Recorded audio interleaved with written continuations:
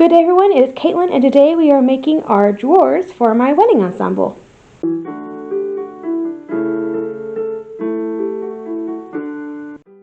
Alright, let's start our wedding underpinnings. So we're going to start with drawers. I thought we were going to start with chemise, but I decided drawers are going to be easier. So we're going to start with those. So I have my Pima cotton that I've cut out. I drafted my own pattern. So I'm hoping it works. I haven't made drawers in a very long time. Mostly because I hate wearing them. Okay, that's one. Okay. So first step is I'm going to sew the side seams, like down the leg. One side's just slightly longer than the other, so I'm pinning it, you know, just to make sure nothing slides and we have any puckers. And so as we talked last month, I know we fixed up the machine.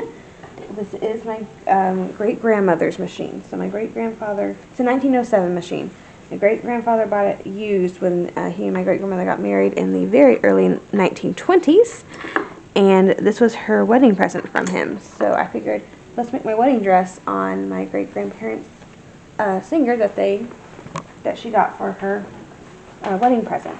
Oh, camera was on my skirt. Sorry. We're going to do a run and fell seam.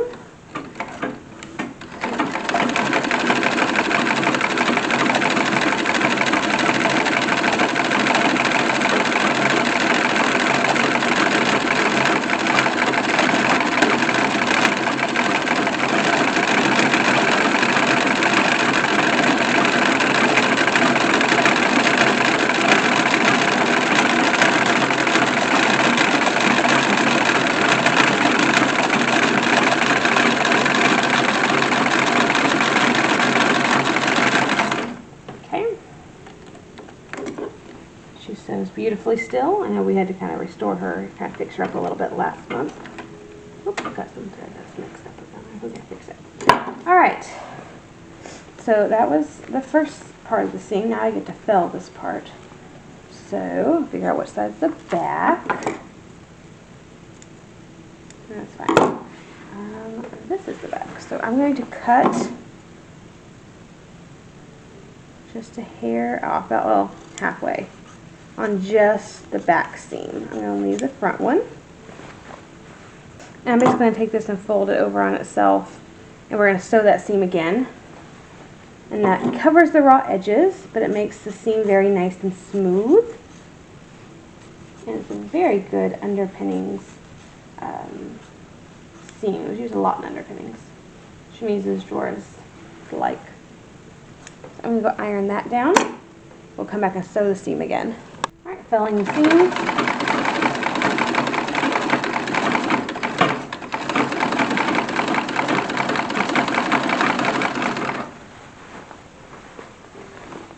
Again, just makes the seam nice and smooth, covers the raw edges. It really is the ideal way to finish seams off for underpinnings.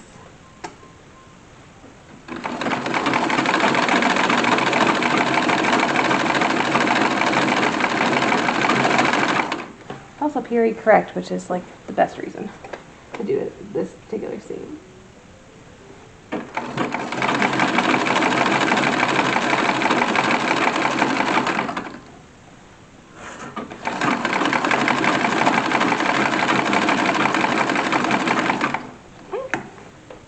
Front and a back. I'm going to go right ahead and sew some bias, the self fabric bias, to the, what's going to be the inseam, I guess. Like, I think that's what you call it. I mean, I don't make pants very often, but you know, the part that goes underneath, I think that's called the inseam.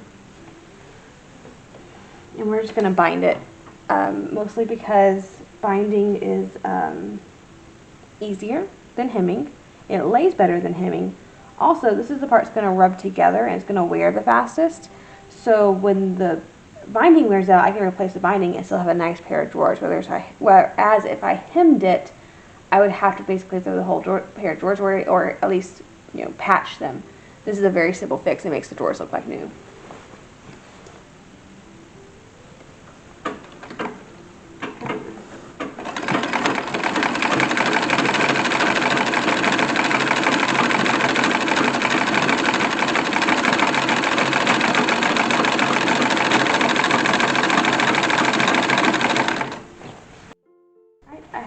beautiful little edging that is period-ish, period-esque.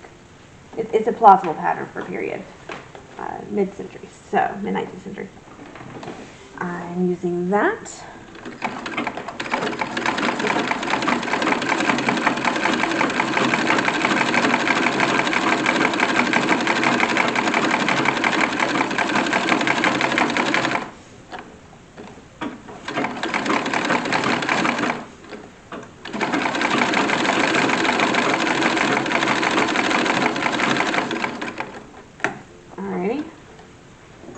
So now we're going to make our tucks.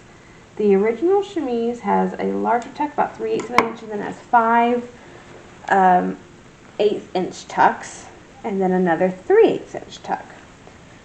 Well, I was going to do that, and then I already made the other pant leg, and my 1/8 inch tucks ended up being 1/4 inch for some reason, and so I only did 3 of them because I measured for the 5 smaller ones.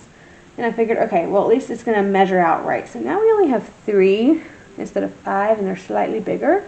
But the effect is still cute, so we're going with it. All right, so we're going to start with 3/4 inch away from the edge where the the edging meets the fabric. Okay, that's actually not a little bit too, no, okay, so this one measured wrong, or am I just seeing things? No, I'm seeing things, awesome. And so 3/8 from the edge is approximately right here. So we're going to take a tuck, okay, and that is right before that, so that's how I'm going to measure.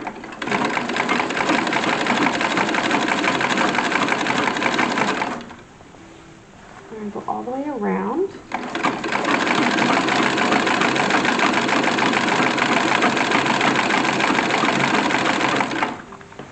All the way back to where we started.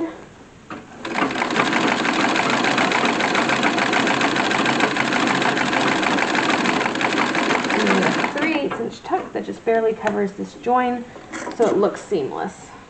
So now we get to work on our 1/4 inch ones. Okay. So these get measured 1/2 inch from where this one was. And I'm matching it up with this edge of the presser foot. And I don't usually pin this one all. I didn't pin it all the way last time. I think that's too big.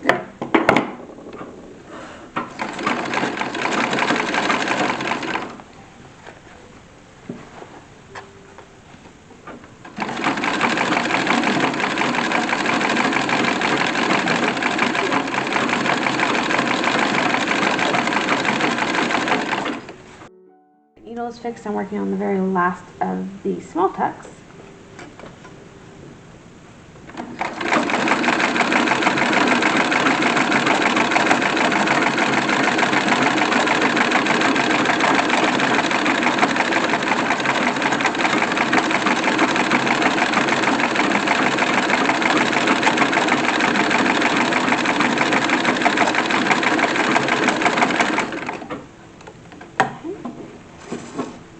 And now we have one more bigger tuck to make, and I can iron all this down. So we're going to go back to the 3/4 of an inch. After this is done, we're going to go ahead and pin the drawers together, overlapping them in the front, maybe about 5-ish inches, maybe a little bit more than that. I haven't quite decided yet. And at that point, we will get to do all the fun little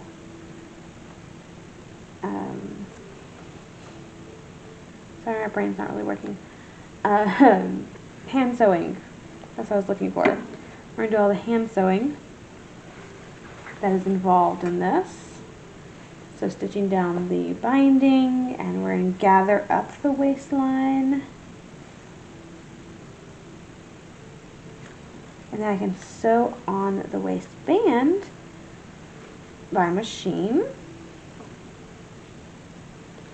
At which point we will turn that over, whip that by hand, do buttons and buttonholes by hand, and be done with drawers.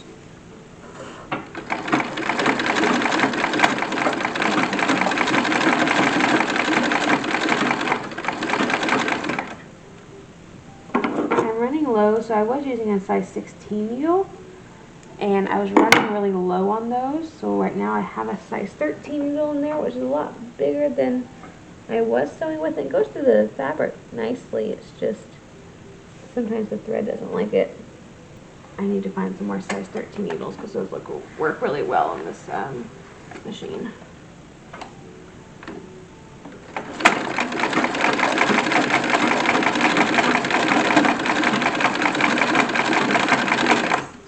Yeah, okay, we're sewing. We were sewing. All of a sudden. Yeah, I'm going to finish this tuck, iron it down, and we'll be ready for some handwork. Alright, so binding up the rest of the drawers. Now I can attach the two. So here's the front, and here's the other front, and I happen to mark 6 inches over. So we're going to make these two attach here with a 6-inch overlap. And now I'm going to run a gathering thread all the way around them. Alright, so I put on the waistband and I'm working on buttonholes. Only 2 of them. I did originally cut the hole too high, and so I had to do a little bit of mending, but that's perfectly fine.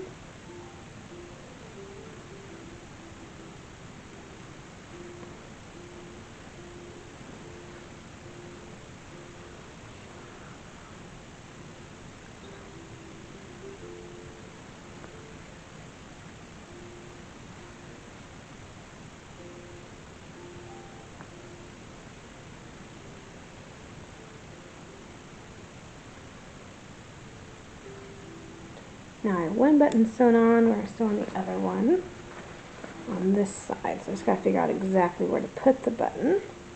And I'm just going to put a pin right where it should be. There we go. I gotta find my other needle. Alright, and I am using little leather pearl buttons. And I probably should have bought them a bit bigger for the drawers and petticoats. I was just thinking about the chemise when I bought these. I was like, oh, and then I bought a package. And then I bought like a package of like 12 of them, and I was like, oh, I can just use it for all the things, without remembering that I bought them really small for the chemise. So now we have really tiny buttons on all the underpinnings, but they're going to still hold. It'll be fine. If I cared that much, there are technically some bone buttons that are a little bit bigger that I have, but I want them to be all mother of pearl and match. And I have a waistband to sew on, and we will be done. So it's the same thing that we were doing with the the bias binding at the inseam.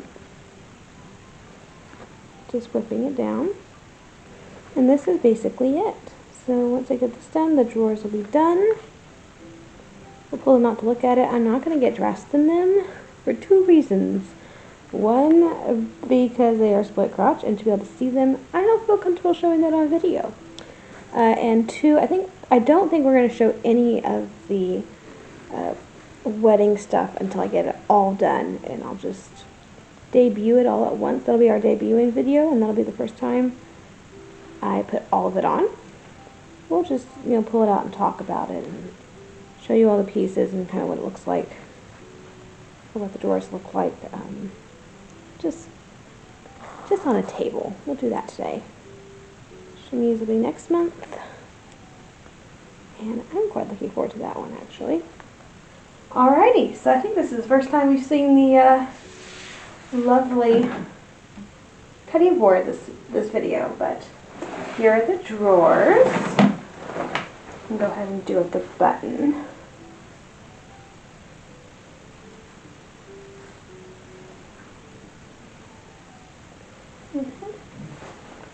Just like that.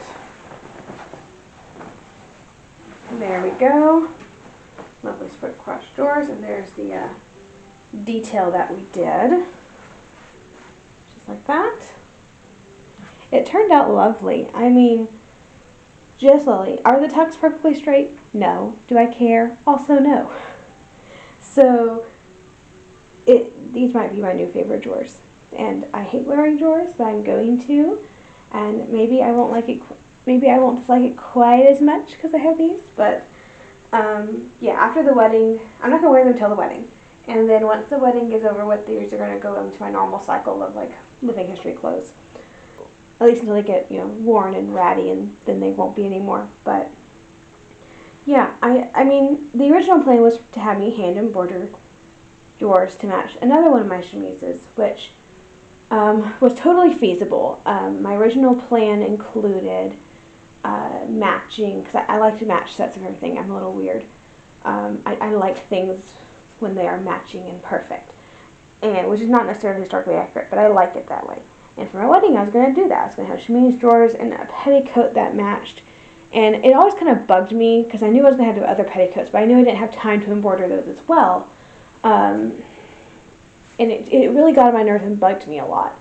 And so I went back and forth, you know, trying to get into my brain, you know, historically accurate, you know, historically, I could have just the chemise and drawers match and nothing else has to match. And I could not get that through my brain. I wanted things to match for my wedding day. And so I eventually said, you know what? Yes, I'm almost entirely done with the entire embroidered chemise. And the drawers would have taken me maybe a day to embroider. They would not have been that much. It's basically this embroidery, and yeah, it's done by hand. But it really isn't a lot, and it would have been super easy to do. And so I probably only had a week left of embroidery to do with that set. And I could have had a perfectly matching, you know, chemise and drawers, and then I would have made my petticoats otherwise. And I just said, you know what? No, I want everything to match. I don't have time to make everything hand embroidered. So you know what? We're going to do, totally scrap the whole hand embroidery thing. We're going to do this match one of my other favorite chemises. Actually, it's my favorite 60s chemise, that my favorite original chemise that I own for the 60s. And so we'll copy that one for the wedding. I still have all this embroidery done. I can do that as a separate set of just chemise drawers and under petticoat, that because all of my, let me say that, my historic underpinnings I have in sets. So I have a plain set that includes a chemise, drawers, petticoat, and a corset cover, which I almost never use, but I keep them around. I have an embroidered set that is chemise, drawers, petticoat, corset cover. I have one that I have turned my waved braid set, which is basically rickrack, but it's different than rickrack. It's shaped slightly different, but rickrack is the closest thing we have to what they would have called waved braid or wavy braid. So I have that set. So I have a chemise, drawers, petticoat, and corset cover of waved braid. I also have a tucked set of all this that I don't like wearing because I don't like the look of it. So I may actually end up getting rid of those, selling those off, and keeping this as my tucked set, which will make me a whole lot happier. And then I'll have a hand embroidered set. So I actually do have a spot set away, because the way I organize things, they're all in drawers, and I have a spot set apart for my embroidered set, which I've always been planning on doing. I just never got around to the embroidery. So now that it's almost done, I can go ahead and finish that. That can be a whole different video that's just not a wedding video, and I can have that set done. And I'll just, I have the chemise almost done. I have a little bit of drawers left to do, and I'll just embroider the petticoat and the corset cover, and I'll have that set. So it'll work out perfectly. I'm getting an extra, I'm just replacing a set that I don't particularly care for, the tuck set. I don't like the way it fits. I don't know if I'm going to sell it, or I'm going to just salvage the fabric for kids' clothes. It's probably going to be the best thing to do. Anyway, so I'll just replace the tuck set, and then I'll still get my hand embroidered set. It just won't be worn for my wedding, because then I can match everything to the tuck set, because it's easier to put tucks on petticoats. And I have a little bit of wider lace. It's not lace, edging. I have a bit of wider edging that I can put on the bottom of petticoats. So it'll all look really nice. It'll match. It'll be it'll fit what I want for my wedding, still be historically accurate that I can wear it for other things, and I don't have to hand embroider an entire set with all the petticoats included. So it's going to be easier on me. It's not as stressful. I'm still going to get the hand embroidered once done. I'm still going to wear it to the wedding because I want my things to match for the wedding. And hopefully that made sense because I don't think it actually did. But yeah, that's basically my plan here. So I'm just taking another one of my originals and I'm copying it instead of doing the hand embroidery as I originally planned, even though the hand embroidery is almost done. It's going to make me happier, and I will like that things match better my wedding day. I don't particularly care for everyday living history stuff. I usually match my chemise and drawers if I wear drawers, but I mix and match my petticoats, and I mix and match everything else. So it doesn't really matter to me for historical use that there won't be over the hoop petticoats or underskirts that match the set because I don't wear them that way. So it'll all work out, and I'm happy with how these turned out. They are quite lovely, and yeah,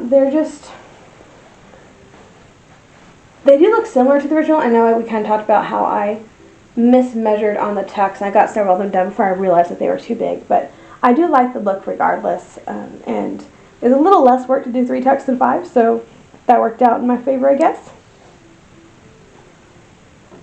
But these can go ahead and go into the hope chest, and we will start next month on the chemise, which will be the last easy part because then I have to draft myself a corset for the next one. So looking forward to getting all the underpinnings done so that we can start working on the dress. I do need, I need all the underpinnings done because everything is brand new.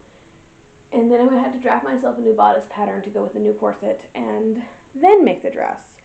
And it is now February, so I only have, 2 months left to do all this? Really? No, I have to have it done by next month because I'm doing my bridal portraits the middle of March. So these need to be done.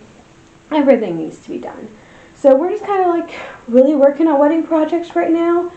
And yeah, I'll probably do this chemise tomorrow because that's going to be the easiest thing to kind of get all that done. But yeah, I'm happy with it. I think they turned out well. Looking forward to doing the other pieces.